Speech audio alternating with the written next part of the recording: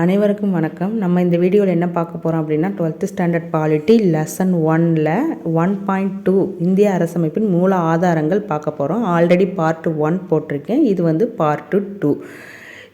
இப்போ பாருங்கள், நம்ம இந்திய அரசியலமைப்புக்கு தேவையான கான்செப்ட் வந்து எங்கெங்கே இருந்தெல்லாம் எடுத்திருக்கோம் அப்படின்றது இந்த பாக்ஸில் கொடுத்துருக்காங்க. இந்திய அரசாங்க சட்டம் 1935 இதிலேருந்து நம்ம என்னென்ன கான்செப்ட்லாம் எடுத்திருக்கோம்னு பார்க்கலாம். இப்போ கூட்டாட்சி விதிகள் அப்படின்னு சொல்லியிருக்காங்க. இப்போ 35 மூஞ்சி அப்படின்னு ஞாபகம் வச்சுக்கலாம். அதை வந்து இந்த கூட்டாட்சி விதிகளோட எப்படி கனெக்ட் பண்ணுறது அப்படின்னா, இப்போ கூட்டு குடும்பத்தில் ரூல்ஸு, அதாவது விதிகள்னால் ரூல்ஸ் இல்லையா. இப்போ கூட்டு குடும்பத்தில் ரூல்ஸ் போட்டாங்கன்னு வச்சுக்கோங்களேன், புதுசாக பொண்ணோட மூஞ்சி என்ன செஞ்சிடும், மாறிக்கும்.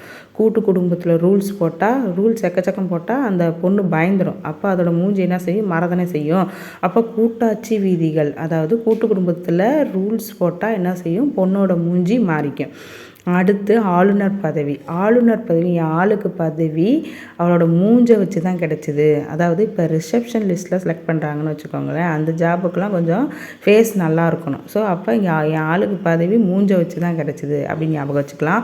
அடுத்து நீதித்துறைனா கோர்ட்டில் நீதி தேவதை சிலை இருக்கும். அங்கே என்ன பண்ணுவாங்கன்னா கண்ணை கட்டியிருப்பாங்க. அப்போ மிச்சம் இருக்கிறது என்னது, மூஞ்சி மட்டும் தான் நம்மளுக்கு தெரியும். அப்போ நீதித்துறைனா மூஞ்சி ஞாபகம், நீதி தேவதை சிலை ஞாபகம் வந்துடணும், மூஞ்சி ஞாபகம் வந்துடணும். அடுத்து பொது தேர்வாணையம், பொது தேர்வு இப்போ 10th 12th பப்ளிக் எழுதிட்டு வராங்கன்னு வச்சுக்கோங்களேன் ஸ்டூடெண்ட்ஸ்லாம், அவங்க மூஞ்சை பார்த்தாலே நம்ம என்ன செஞ்சிடலாம், அவங்க நல்லா எழுதியிருக்காங்களா இல்லையான்னு என்ன செஞ்சிடலாம், கண்டுபிடிச்சிடலாம். அப்போ பொது தேர்வு அப்படின்னாலே மூஞ்சி ஞாபகம் வந்துடணும். அடுத்து நெருக்கடி கால விதிகள், எமர்ஜென்சியில் ரூல்ஸ் வந்து நம்ம இந்த 35 ஆக்ட்லேருந்து எடுத்திருக்கோம். நெருக்கடி கால விதிகள், எமர்ஜென்சியாக ஒருத்தர் போயிட்டுருக்காரு அப்படின்னா அவர்கிட்ட போய் ரூல்ஸை பற்றி பேசிகிட்டு இருந்தோன்னு வச்சுக்கோங்களேன், என்ன செய்வார், மூஞ்சை பாருன்னு திட்டிகிட்டு போயிடுவார். என்னது, மூஞ்சப்பாருன்னு திட்டிட்டு போயிடுவார். அடுத்து நிர்வாக விவரங்கள், ஒரு ஆஃபீஸர், அதாவது ஒரு கோல்மால் பண்ணுற ஆஃபீஸர் இருக்காருன்னு வச்சுக்கோங்களேன், அவர்கிட்ட போய்ட்டு உங்கள் நிர்வாகம் பற்றின விவரங்கள்லாம் சொல்லுங்கள் அப்படின்னு கேட்டால் என்ன சொல்லுவார், அவர் மூஞ்சி டப்பக்குன்னு என்ன செஞ்சிடும், மாறிடும். அதை வச்சு அவர் ஃப்ராடுன்னு நம்ம வந்து என்ன செஞ்சிடலாம், காணிச்சிடலாம். ஸோ நிர்வாக விவரங்கள் அது வந்து எந்த ஆக்ட்லேருந்து எடுத்துக்கிட்டோம்னா 35 சட்டத்திலேருந்து தான் நம்ம எடுத்துக்கிட்டோம். இப்போ கூட்டாட்சி விதிகள், ஆளுநர் பதவி, நீதித்துறை, பொது தேர்வாணைகள், நெருக்கடி கால விதிகள், நிர்வாக விவரங்கள் இதெல்லாம் 1935 ஆக்ட்லேருந்து எடுத்துக்கிட்டோம். சரி, இப்போ வந்து எந்தெந்த நாட்டிலேருந்து என்னென்ன கான்செப்ட் எடுத்திருக்கோம் அப்படிங்கிறது வந்து இந்த கீழே இருக்க பாக்ஸில் கொடுத்துருக்காங்க, பார்க்கலாம் வாங்க. இப்போ பிரிட்டிஷ்டேருந்து என்னென்ன எடுத்துக்கிட்டோம் அப்படின்னா, இந்த பாருங்கள், நாடாளுமன்ற அரசு, ஒற்றை குடியுரிமை, சட்டத்தின் ஆட்சி, நாடாளுமன்ற செயல்முறைகள், இடைக்கால தடை ஆணைகள்லாம் நம்ம பிரிட்டிஷ்டேருந்து எடுத்துக்கிட்டோம். பிரிட்டிஷ் வந்து நம்மளை ஒரு 300 வருஷமாக நம்ம என்ன செஞ்சுருக்காங்கன்னா ஆட்சி செஞ்சுருக்காங்க. அப்போ நம்ம என்ன செஞ்சிட்டோம்னா அந்த பார்லிமெண்ட்ரி சிஸ்டத்துக்கு நம்ம பழகிட்டோம். ஸோ அதே இருக்கட்டும் அப்படின்னு இந்த அசம்பிளியில் இருந்தவங்கலாம் இந்த நாடாளுமன்ற அரசே இருக்கட்டும்னு சொல்லிட்டு ஓகே பண்ணிட்டாங்க. அப்போ நம்ம பிரிட்டிஷ்லேருந்து எதிர்த்துருக்கோம் அப்படின்னா நாடாளுமன்ற அரசும் நாடாளுமன்ற செயல்முறைகளும் நம்ம பழகிட்டனால அதே வச்சுக்கிட்டாங்க. அதனால் இது வந்து நம்மளுக்கு ஷார்ட்கட் தேவைப்படாது, பிரிட்டிஷ்னு ஞாபகம் வந்துடணும். அடுத்து ஒற்றை குடியுரிமைனா சிங்கிள் சிட்டிசன்ஷிப். அப்போ ஆல் ஓவர் இந்தியாவுக்கு ஒரே ஒரு ஓட்டர் ஐடி தான், அந்த மாதிரி. அது பாருங்கள், இதுக்கு எப்படி ஷார்ட்கட் ஞாபகம் வச்சுக்கிறது, ஒத்தையாக கொடுத்து நடத்துகிறவங்கள பார்த்து என்ன கேட்பாங்க, நீங்கள் பிரிஞ்சு வாழ்கிறீங்களா அப்படின்னு கேட்பாங்க இல்லையா. ஒத்தையாக கொடுத்து நடத்துகிறவங்கள பார்த்து நீங்கள் பிரிஞ்சு வாழ்கிறீங்களா அப்படின்னு கேட்பாங்க. அடுத்து சட்டத்தின் ஆட்சிக்கு பாருங்கள் என்ன ஞாபகம் வச்சுக்கலாம் அப்படின்னா, இப்போ காமராஜர் படம் பார்த்துருப்பீங்க, அதில் வந்து காமராஜருக்கு வந்து ஒரு ஃபோன் கால் வரும். அதாவது முன்னாள் பிரதமர் இந்திரா காந்தி எமர்ஜென்சி பீரியடில் கிருப்லானி அவங்கள கைது பண்ணியிருப்பாங்க. அதை கேட்டோன்னா காமராஜர் வந்து ஷாக் ஆகிட்டு ஃபோன் காலை வச்சுட்டு ஒரு டைலாக் பேசுவார். என்ன அப்படின்னா, அதாவது பிரிட்டிஷ் பீரியடில் வந்து என்ன, ஒரு நாயை கொல்றதா இருந்தால் கூட சட்டத்தின்படி தான் கொல்லுவான் அப்படின்னு சொல்லிட்டு வருத்தத்தோடு சொல்லுவார். ஸோ இந்த கான்செப்டை நம்ம எங்கேருந்து எடுத்துக்கிறோம் அப்படின்னா பிரிட்டிஷ்டேருந்து. ஏன்னா அது நல்லா இருக்குன்றனால சட்டத்தின் ஆட்சியை வந்து நம்ம பிரிட்டிஷ்டேருந்து எடுத்துக்கிட்டோம். அப்படி சொல்லிவிட்டு அவர் போய் என்ன செய்வார், படுக்க போவார், அடுத்த நாள் இறந்துருவார். அந்த மாதிரி அங்கே ஒரு சீன் வந்து வச்சுருப்பாங்க. ஸோ இந்த சட்டத்தின் ஆட்சி அப்படிங்கிறத நம்ம எங்கேருந்து எடுத்துக்கிட்டோம் அப்படின்னா பிரிட்டன்லேருந்து எடுத்துக்கிட்டதை நேரம் எப்படி ஞாபகம் வச்சுக்கலாம். அடுத்து வந்து இடைக்கால தடை ஆணைகள், இது எப்படி ஞாபகம் வச்சுக்கலாம் அப்படின்னா, இடையிலேயே தடை வந்தால், இப்போ கல்யாணம் ஆகி இடையிலேயே டைவர்ஸ் ஆகுதுன்னு வச்சுக்கோங்களேன், அவங்களாம் என்ன செஞ்சுருவாங்கன்னா பிரிஞ்சிருவாங்க.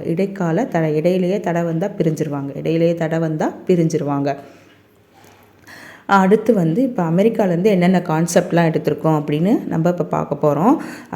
அடிப்படை உரிமைகள், அதாவது ஃபண்டமெண்டல் ரைட்ஸ். அதாவது ரைட்ஸுன்ற ஒரு வார்த்தையை வந்து ஞாபகம் வச்சுக்கிட்டு ரைட் எது தப்பு எதுன்னு யார் சொல்லுவா? அமெரிக்காக்காரர் தான் சொல்லுவார். இப்போ பாருங்கள், first world war, second world war, இப்போ நடக்கிற உக்ரைன் வார் கொண்டு அமெரிக்காக்காரவங்க என்ன செஞ்சுருவாங்கன்னா உள்ளே புகுந்து பேச ஆரம்பிச்சிருவாங்க. ஸோ ரைட் எது தப்பு எதுன்னு யார் சொல்லுவா? அமெரிக்காக்காரவங்க தான் சொல்லுவாங்க. அடுத்து நீதி சீராய்வு. நீதியை சீராய்வு பண்ணுறது யாருன்னா அமெரிக்காக்காரர் தான். அவரு தான் வந்து ரைட் எது தப்புதுன்னு சொல்லுவார். அப்போ அவர் தானே நீதியை சீராய்வு பண்ணணும். அப்போ நீதி சீராய்வு எங்கேருந்து எடுத்துக்கிறோம் அப்படின்னா அமெரிக்கான்னு சொல்லி ஞாபகம் வந்துடணும். ஆக்சுவலி நீதி சீராய்வு அப்படின்னா என்ன அப்படின்னா, ஒரு சட்டம் போடுறப்ப அந்த அந்த கான்ஸ்டியூஷனை மீறுற மாட்டம் இருந்தது அப்படின்னா கோர்ட்டு உள்ளே புகுந்து அந்த சட்டத்தை வந்து தடை பண்ணிடுவாங்க. அதை தான் நீதி சீராய்வு அப்படின்னு சொல்லுவாங்க. இந்த கான்செப்டை தான் அமெரிக்காவில் இருந்து எடுத்திருக்கோம். இதை ஞாபகம் வச்சுக்கிறதுக்கு தான் நம்ம இந்த மாதிரிலாம் ஷார்ட்கட் போட்டுக்கிறோம். அடுத்து குடியரசுத் தலைவர் மீதான பதவி நீக்க தீர்மானம். அடுத்து துணை குடியரசுத் தலைவரோட பதவி நீக்கம், உச்சநீதிமன்ற உயர்நீதிமன்ற நீதிபதிகளோட பதவி நீக்கம். இந்த கான்செப்டை எங்கேருந்து எடுத்திருக்கோம் அப்படின்னா அமெரிக்காட்டிலேருந்து எடுத்திருக்கோம். இப்போ பெரிய பெரிய ஆளுங்கள்லாம் யார் பதவி நீக்கம் பண்ணிடுவா? ஈஸியாக அமெரிக்காக்காரவங்க ஈஸியாக பதவி நீக்கம் பண்ணிடுவாங்க அப்படின்னு சொல்லி ஞாபகம் வச்சுக்கலாம். அடுத்து அயர்லாந்துலேருந்து நம்ம அரசின் வழிகாட்டு நெறிமுறைகளை எடுத்திருக்கோம். இப்போ வந்து ஒரு அட்ரஸ் கேட்டு போகிறோம் அப்படின்னா அவங்கள வந்து எப்படி வழிகாட்டுவாங்க அப்படின்னா சுற்றி அவங்களுக்கு தெரிஞ்ச வழியை காட்டிடுவாங்க. நம்ம அந்த வழிப்படி போய் நம்மளுக்கு கால் என்ன போயிடும்? அயர்ந்து போயிடும். ஸோ வழிகாட்டுங்கன்னு சொன்னால் நம்ம நடந்து அந்த வழி போய் நடந்து காலை அயர்ந்து போயிடும். அப்போ அயர்லாந்து அப்படின்னா வழிகாட்டு நெறிமுறைகள் அப்படின்னு ஞாபகம் வந்துடணும். அடுத்து கனடா பாருங்கள், கனடாவுக்கு கண்ணன் ஞாபகம் வச்சுக்கோங்க. இப்போ பாருங்கள், வலுவான மத்திய அரசுடன் கூடிய கூட்டாட்சி. கண்ணை மத்திய அரசோட கூட்டாட்சி பண்ணுறான், கண்ணை மத்திய அரசோட கூட்டாட்சி பண்ணுறான் அப்படின்னு ஞாபகம் வச்சுக்கலாம். அடுத்து மத்திய அரசுகிட்ட தான் பொதுப்பட்டியல் இருக்கணும். பட்டியல் மொத்தம் 3: மத்திய பட்டியல், மாநில பட்டியல், பொது பட்டியல்னு சொல்லிட்டு. மத்திய பட்டியலில் வந்து சென்ட்ரல் கவர்மெண்ட் சட்டம் போடுவாங்க, மாநில பட்டியலில் ஸ்டேட் கவர்மெண்ட் சட்டம் போடுவாங்க. பொதுப்பட்டியலில் 2 பேருமே இப்போ சட்டம் போட்டுக்கலாம். பட் வந்து ப்ராப்ளம் அப்படின்னு வந்துச்சுன்னா அது வந்து யார்? மத்திய அரசு தான் டாமினேட் பண்ணுவாங்க. அப்போ மத்திய அரசுகிட்ட தான் பொதுப்பட்டியல் இருக்கணும் அப்படிங்கிற கான்செப்ட் கனடாவிலேருந்து எடுத்திருக்கோம். இதை எப்படி ஞாபகம் வச்சுக்கிறது அப்படின்னா, கண்ணை எல்லாத்துக்கும் பொதுவாக தான் பேசுவான், கண்ணை எல்லாத்துக்கும் பொதுவாக தான் பேசுவான். இந்த பொதுப்பட்டியலில் தான் இப்போ வந்து கல்வி இருக்குது. அதனால தான் இப்போ நீட் சம்மந்தப்பட்ட ப்ராப்ளம்லாம் இப்போ ஓடிட்டுருக்கு. அடுத்து பாருங்கள், மத்திய அரசால் மாநில ஆளுநர் நியமனம். அப்போ கவர்னர், ஒரு ஸ்டேட்டில் இருக்க கவர்னரோட அப்பாயின்மெண்ட்ஸ் பற்றி நம்ம எங்கே எடுத்துருக்கோன்னா கனடாவிலேருந்து எடுத்திருக்கோம். அப்போ ஆளுநர் நியமனம் கொடுத்துருக்காங்களா, என் ஆளை அப்பாயின்மெண்ட் பண்ணது யார் அப்படின்னா கண்ணன் தான். ஆளை அப்பாயின்மெண்ட் பண்ணது கண்ணன். ஆளோட பதவி எப்படி கிடச்சிதுன்னா மூஞ்சை வச்சு கிடச்சிதுன்னு படித்தோம். இப்போ ஆளோட அப்பாயின்மெண்ட்டு யார் கொடுத்தது? அப்பாயின்மெண்ட்னா கண்ணன் கொடுத்தான் அப்படின்னு ஞாபகம் வச்சுக்கலாம். யாரெல்லாம் அப்பாயின்மெண்ட் பண்ணது கண்ணன் தான் அப்படின்னு ஞாபகம் வச்சுக்கலாம். உச்ச நீதிமன்றத்தின் அறிவுரை அதிகார வரம்பு. அப்போ உச்ச நீதிமன்றத்துக்கே கண்ணன் தான் அறிவுரை அதிகார வரம்பு சொன்னான். உச்ச நீதிமன்றத்துக்கே கண்ணன் தான் என்ன செஞ்சான்? அறிவுரை அதிகார வரம்பு சொன்னான். அடுத்து ஆஸ்திரேலியானா இந்த பாருங்கள், ஆஸ்தி அப்படின்ற ஒரு 3 வேர்டு எடுத்துக்கிட்டு, ஆஸ்தினா இன்னொரு ஒரு மீனிங் இருக்குது, சொத்து. அப்போ இப்போ நம்ம சொத்து சேர்க்கணுன்னா என்ன பண்ணணும் அப்படின்னா வணிகம் வர்த்தகம் பண்ணணும். சொத்து சேர்க்கணுன்னா வணிகம் வர்த்தகம் பண்ணணும். ஸோ வணிகம் வர்த்தக சுதந்திர கான்செப்ட் ஆஸ்திரேலியாவிலேருந்து எடுத்திருக்கோம். அடுத்து நாடாளுமன்றத்தின் ஈரவைகளின் கூட்டம்.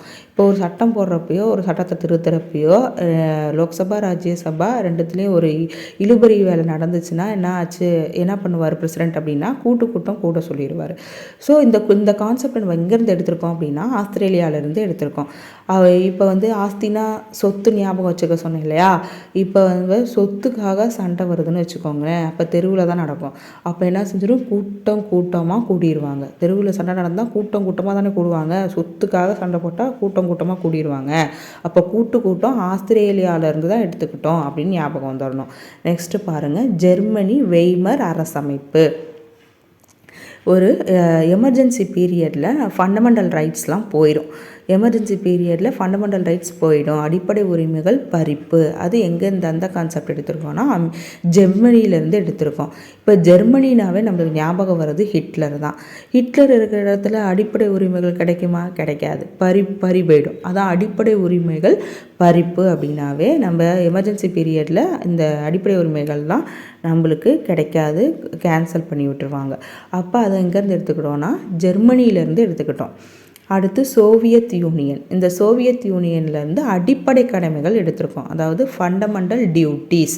அது எங்கேருந்து எடுத்திருக்கோன்னா சோவியத் யூனியன்லேருந்து எடுத்திருக்கோம். இப்போ சோவியத் யூனியன் எப்படி ஞாபகம் வச்சுக்கலாம்னா சோஃபியா அப்படின்னு ஞாபகம் வச்சுக்கலாம். சோஃபியா அவள் கடமையாக கரெக்டாக செஞ்சுருவா. சோஃபியா என்ன செஞ்சுருவா? அவள் கடமையை கரெக்டாக செஞ்சுருவா. அடுத்து முகப்பறையில் ஒரு 3 வேர்டு இருக்கும், அது நம்ம இந்த சோவியத் யூனியன்லேருந்து எடுத்திருக்கோம். சமூக பொருளாதார அரசியல், இந்த வேர்டு சோவியத் யூனியன்லேருந்து எடுத்திருக்கோம். இதை எப்படி வச்சுக்கலாம், ஞாபகம் வச்சுக்கலாம் அப்படின்னா சமூகம். சோஃபியா தான் சமூகத்துக்காக வேலை பார்க்குறா. சோஃபியா என்ன செய்கிறா? சமூகத்துக்காக வேலை பார்ப்பா. சமூகம்னு வந்தாவே அந்த ஃப்ளோ வந்துடும், சமூக பொருளாதார அரசியல்னு. அதனால் இது ஒன்று மட்டும் நம்மளுக்கு ஷார்ட்கட் போட்டால் போதும். சோஃபியா சமூகத்துக்காக வேலை பார்க்குறா. அதே மட்டும் நீதியின் மாண்புகள். சோஃபியா நீதிக்காக என்ன செய்கிறான்னா பாடுபடுறா. சோஃபியா என்ன செய்கிறா? நீதிக்காக பாடுபடுறா, நீதியோட மாண்பை காப்பாற்றுறதுக்காக பாடுபடுறா அப்படின்னு ஞாபகம் வச்சுக்கலாம். அடுத்து இந்த அடிப்படை கடமைகள் அப்படிங்கிறது 42nd அமெண்ட்மெண்ட் ஆக்டில் தான் இந்திரா காந்தி அவர்கள் ஒரு எமர்ஜென்சி டைமில் அதை சேர்த்துருப்பாங்க. அதுதான் இங்கே வந்து சொல்கிறாங்க. அடுத்து ஃப்ரான்ஸ்லேருந்து நம்ம என்னென்ன எடுத்துக்கிட்டோம் அப்படின்னா குடியரசு, அப்புறம் முகப்புறையில் சுதந்திரம், சமத்துவம், சகோதரத்துவம். இந்த வேர்டு நம்ம ஃப்ரான்ஸ்கிட்டேருந்து எடுத்துக்கிட்டோம். இதை எப்படி ஞாபகம் வச்சுக்கிறது அப்படின்னா இப்போ வர ஃப்ரான்ஸ் அப்படிங்கிறத ஃப்ரெண்ட்ஸ் அப்படின்னு ஞாபகம் வச்சுக்கோங்க. ஃப்ரெண்டு என்ன செய்கிறான்னா குடிக்கிறான். அப்போ நம்ம என்ன செஞ்சணும்? தடுத்து நிறுத்தணும். ஃப்ரெண்டு குடிக்கிறான் அப்படி ஞாபகம் வச்சுக்கலாம். அடுத்து முகப்பறையில் சுதந்திரன்ற ஒரு வார்த்தை வந்தாலே சுதந்திரம், சமத்துவம், சகோதரத்துவம்னு அந்த ஃப்ளோ வந்துடும். ஸோ ஃப்ரெண்டோட தான் சுதந்திரமாக என்ன செய்ய முடியும்னா சுற்ற முடியும். ஃப்ரெண்டோட தான் சுதந்திரமாக பேச முடியும், சுற்ற முடியும் அப்படின்னு ஞாபகம் வச்சுக்கலாம். அடுத்து தென்னாப்பிரிக்காவிலேருந்து என்னென்ன கான்செப்ட் எடுத்திருக்கோம் அப்படின்னா அரசமைப்பு திருத்த முறை, இன்னொன்று மாநிலங்களவை உறுப்பினர்கள் தேர்வு. இது எங்கேருந்து எடுத்திருக்கோம்? தென்னாப்பிரிக்காவிலேருந்து. இங்கே பாருங்கள், ஆப்பிரிக்காவில் ஹாப்பி மட்டும் எடுத்துக்கோங்க, ஹாப்பி அப்படின்னு ஞாபகம் வச்சுக்கோங்க. ஹாப்பியாக சுற்றுறாங்க இல்லையா, அவங்கள கண்டிப்பாக நம்ம திருத்தியே ஆகணும். அரசமைப்பு திருத்தம்னு இருக்குது பார்த்தீங்களா, திருத்தி அவங்க என்ன செய்யணும்? முறைப்படுத்தணும். ஏன்னா அவங்க வந்து எந்த ஒரு இதை பற்றியும் கவலைப்படாமல் என்ன செய்வாங்கன்னா ஹாப்பியாக சுற்ற ஆரம்பிச்சிருவாங்க. அவங்கள என்ன செய்யணும்? திருத்தி முறைப்படுத்தினா தான் திருத்த முறை. அடுத்து மாநிலங்களவை உறுப்பினர்கள் தேர்வு. மாநிலங்களவைனா ராஜ்யசபா. அப்போ ராஜா வந்து என்ன செய்கிறாருன்னா உறுப்பினர்களை செலக்ட் பண்ணார். செலக்ட் பண்ணிவிட்டு என்ன பண்ணுவார்? அவர் ஜாலியாக இருப்பார், அவங்க தான் வேலை பார்ப்பாங்க அப்படின்னு ஞாபகம் வச்சுக்கலாம். ஹாப்பியாக இருப்பார். ராஜா உறுப்பினர்களை செலக்ட் பண்ணிவிட்டு என்ன செஞ்சிருவார்னா ஹாப்பியாக இருப்பார். ஹாப்பின்னு ஞாபகம் வச்சுக்கிட்டு ராஜா உறுப்பினர்களை செலக்ட் பண்ணிவிட்டு ஹாப்பியாக இருப்பார்னு ஞாபகம் வச்சுக்கலாம். ஓகே ஃப்ரெண்ட்ஸ், இந்த வீடியோ இதோட முடிஞ்சிச்சு. நெக்ஸ்ட்டு ஒரு வீடியோவில் சந்திக்கிறேன். அது வரைக்கும் நன்றி, வணக்கம்.